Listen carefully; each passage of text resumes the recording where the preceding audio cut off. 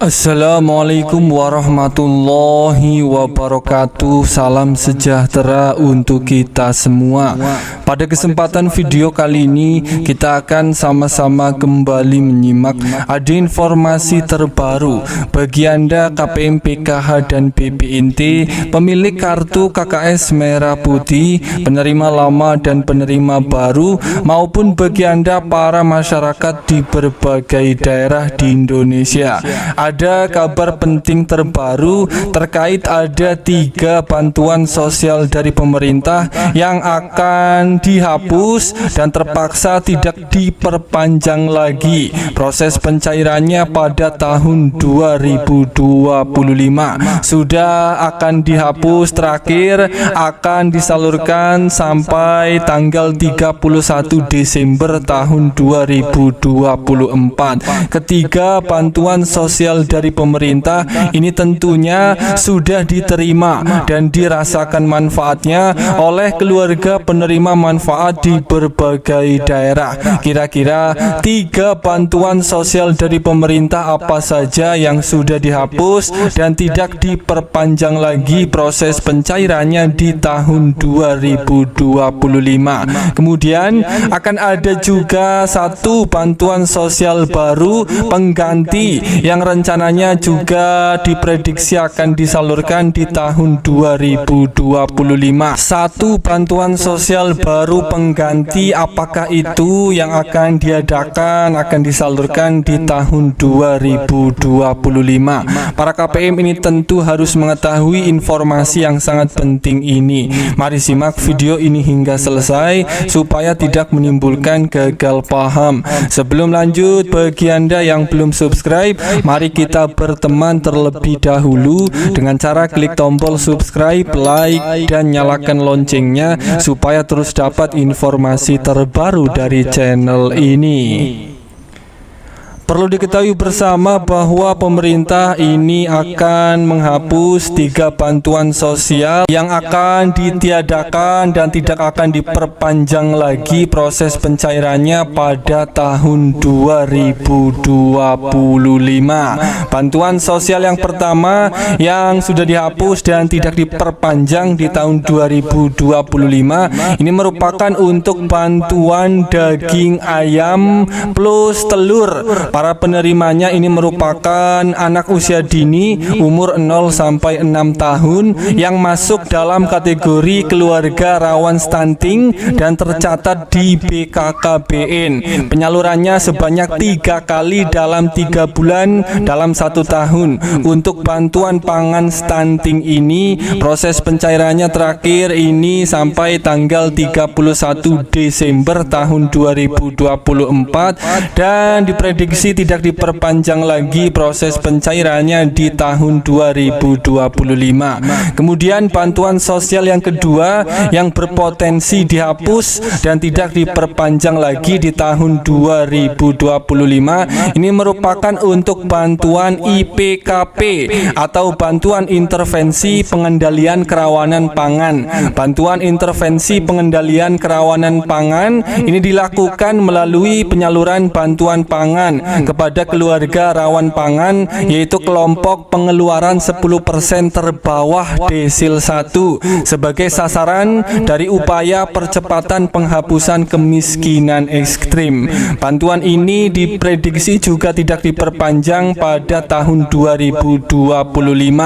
Para penerima bantuan ini akan mendapatkan kornet ikan, sardin ikan, garam, minyak goreng, bihun jagung, dan kacang hijau. Proses pencairannya ini akan selesai sampai pada tanggal 31 Desember dan di tahun 2025 diprediksi bantuan ini tidak diperpanjang lagi. Kemudian bantuan sosial yang ketiga yang juga akan dihapus dan tidak diperpanjang lagi di tahun 2025. Ini adalah untuk bantuan sosial beras 10 kg. Namun baru-baru ini untuk bantuan bantuan sosial beras 10 kg itu masih akan berlanjut pada tahun 2025. Namun hanya akan cair untuk alokasi bulan Januari dan Februari tahun 2025 saja. Pada tahun 2025 para penerima masih menerima bantuan 10 kg, namun batas waktunya itu untuk alokasi bulan Januari dan Februari. Setelah itu untuk bantuan beras 10 kg diprediksi juga akan dihapus dan tidak disalurkan kembali. Program bantuan sosial beras 10 kg ini adalah inisiatif dari pemerintah untuk mendukung kesejahteraan masyarakat, khususnya kelompok kurang mampu, dengan memberikan bantuan beras sebanyak 10 kg kepada keluarga yang memenuhi syarat. Tujuannya adalah untuk membantu keluarga kurang mampu memenuhi kebutuhan pangan sehari-hari, mengurangi beban pengeluaran, dan memperkuat solidaritas sosial di tengah situasi sulit. Program ini direncanakan berlangsung sampai Februari tahun 2025. Setelahnya tidak ada lagi. Kemudian untuk bantuan sosial baru pada tahun 2025 yang diprediksi ini direncanakan akan disalurkan juga oleh pemerintah. Ini adalah untuk bantuan di BBM dan subsidi listrik. Ini akan dilakukan exercise mendalam sembari menunggu laporan dari berbagai sektor yang lain. Sekali lagi, untuk subsidi listrik dan subsidi BBM kami masih melakukan exercise mendalam karena kita harus hati-hati. Kita menunggu laporan dari BPH Migas, Pertamina, dan PLN secara mendalam. Kalau sudah selesai, dalam waktu dekat akan ada formulasinya yang tepat untuk kami laporkan kepada Bapak Presiden terangnya. Opsi lain dari metode pemberian subsidi adalah dalam bentuk bantuan langsung tunai atau BLT. Saya pikir BLT salah satu opsi dan akan diputuskan nanti pada hari yang tepat. Opsinya saya pikir lebih mengerucut ke sana. Bahlil menekankan pemberian subsidi harus dilakukan secara tepat sasaran. Bagi subsidi yang kurang tepat sasaran akan diberikan dengan bentuk yang lain. Namun pria yang juga ketua umum Partai Golkar itu juga memastikan jika ada pembatasan penggunaan BBM bersubsidi, angkutan umum tetap akan mendapatkannya.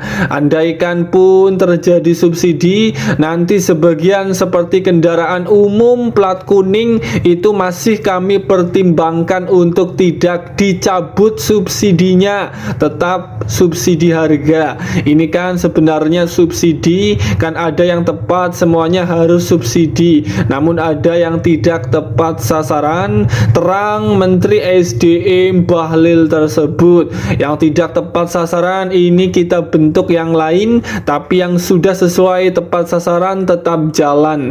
Jadi subsidi tetap ada yang berbentuk cash dan ada yang berbentuk barang, kata Menteri Bahlil tersebut. Jadi untuk BLT subsidi yang akan digantikan menjadi BLT ini kita masih menunggu informasi lebih jelasnya dari pusat. Semoga ini bermanfaat. Sampai ketemu di berita lainnya.